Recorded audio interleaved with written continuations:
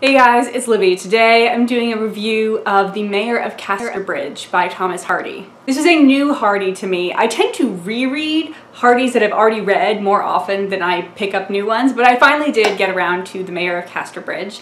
I picked it up because I wasn't planning on it, but I was on a trip to Dorset, which, you know, I've mentioned in other videos, and I also have a video of footage that I took on that trip if you want to check that out. One of the things I did was I walked around Maiden Castle, which is outside. It's a sort of pre-Roman Celtic hill fort, which is outside Dorchester, which Thomas Hardy renamed Casterbridge, and it features in the book The Mayor of Casterbridge. And I was standing up there and I was like, God damn it, I'm gonna have to read The Mayor of Casterbridge now, aren't I? Because this is so amazing.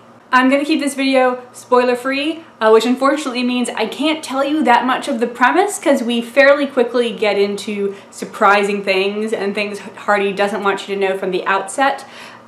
So I can pretty much just tell you that at the beginning, our main character is a man named Michael Henchard, and in chapter 1, he auctions off his wife and infant daughter to a sailor because he got drunk at a fair. He wakes up the next morning and tries to find them, but he can't. He feels pretty bad, and he vows that he will not touch alcohol for another 21 years. Skip to 21 years later. Michael is the mayor of Casterbridge, which is a fairly large town. It makes a lot of its money from the corn trade. He's also a sort of prominent businessman in the corn trade.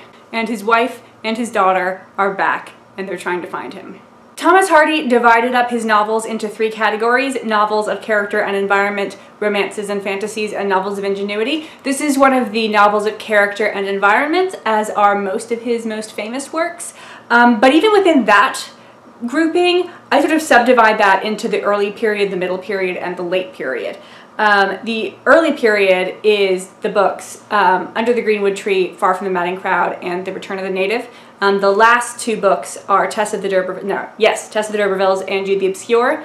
And then in the middle, you've got The Mayor of Casterbridge and Woodlanders, which act as sort of a bridge between the things he was doing in his early books and the things he was doing in his late books. The early books are very much ensemble pieces. There's maybe one character who is just barely more important than the other ones, but there's sort of 4 or 5 characters who are all equally important in the early books. In the later books, they're really just stories about one person. You can see this in the change of the titles. Tess of the D'Urbervilles, it's about Tess. Jude the Obscure, it's about Jude. The early books, like Far from the Madding Crowd, is more about the location. And then interestingly, The Mayor of Casterbridge and The Woodlanders are titles about people in locations.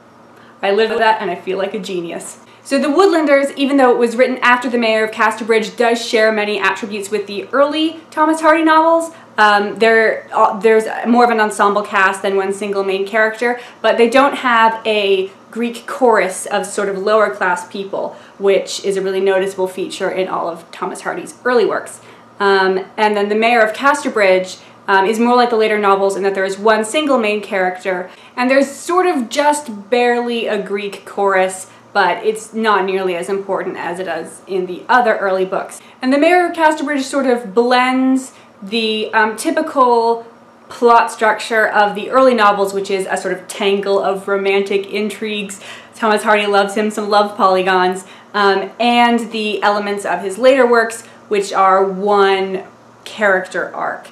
And The Mayor of Casterbridge is most like an ancient Greek tragedy, or sort of the idealized tragedy. You could easily compare Michael Henchard to Oedipus or to Hamlet in that he has one pretty clear fatal flaw which ruins the lives of everyone who loves him, and that is that he is just mean. His meanness is motivated by different things. Sometimes it's that he is drunk, sometimes it's that he is disdainful of his lazy workers, and sometimes it's that he is jealous. A lot of times it's because he's jealous, but he's just mean to everybody all of the time. Maybe 2 or 3 times in the novel he tries to do something nice, but it's either too late or he immediately changes his mind and then ruins everything. And this was probably the most startling part of the book to me. because probably based solely on the fact that there is a prologue which is depressing, and then you jump forward several years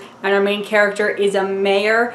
I assumed that Michael Henchard was going to be like Jean Valjean in Les Miserables, where he is like a benevolent mayor who has learned from the mistakes of his past, but that is not what it is like. So if this book is about such an awful person, why did I like it so much? Well, two reasons. One, I always forget how intriguing Thomas Hardy's plotting is, because I reread the same books over and over again, so I know where we're going. But there were several instances when I was reading Mayor of Casterbridge where I was just like, oh shit, I see where this is going. He just perfectly combines the surprising and the inevitable so that everything makes sense and flows brilliantly, but it's not boring. And then the other thing is, of course, Thomas Hardy's writing. He was writing about the land that he loved, and you can tell. I want to read a brief passage to you about people at a fair. Some men were well dressed, but the majority were careless in that respect, appearing in suits which were historical records of their wearers' deeds, sun-scorchings, and daily struggles for many years past. Yet many carried ruffled checkbooks in their pockets, which regulated at the bank hard by a balance of never less than 4 figures. In fact, what these gibbous human shapes specially represented was ready money. Money instantly ready, not ready next year like a nobleman's. Often not merely ready at the bank like a professional man's, but ready in their large, plump hands. So I gave The Mayor of Casterbridge 5 out of 5 stars. It's maybe not the best place to start with Thomas Hardy, but it is an acceptable place to start with Thomas Hardy if that's the direction that you want to go, and I hope that you read it eventually. See you next time, guys.